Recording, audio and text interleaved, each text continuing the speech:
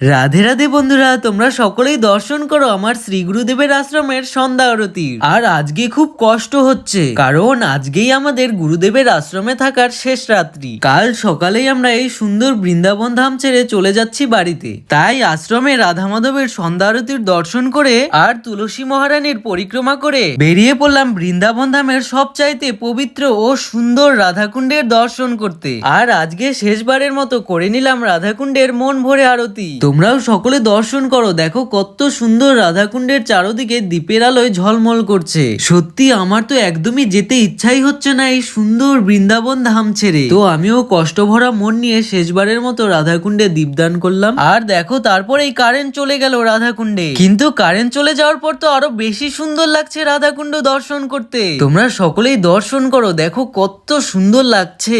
আর তোমরা কারা কারা বৃন্দাবন ধামকে অনেক ভালোবাসো বা বৃন্দাবন ধামে আসতে চাও কমেন্ট করে জানিও কিন্তু। তো আজকের মতো এটুকুই ছিল আমাদের বৃন্দাবন ধামের শেষ দিনের মিনি ব্লগ। তোমাদের ব্লগটি ভালো লেগে থাকলে অবশ্যই রাধে রাধে কমেন্ট করে যেও কিন্তু।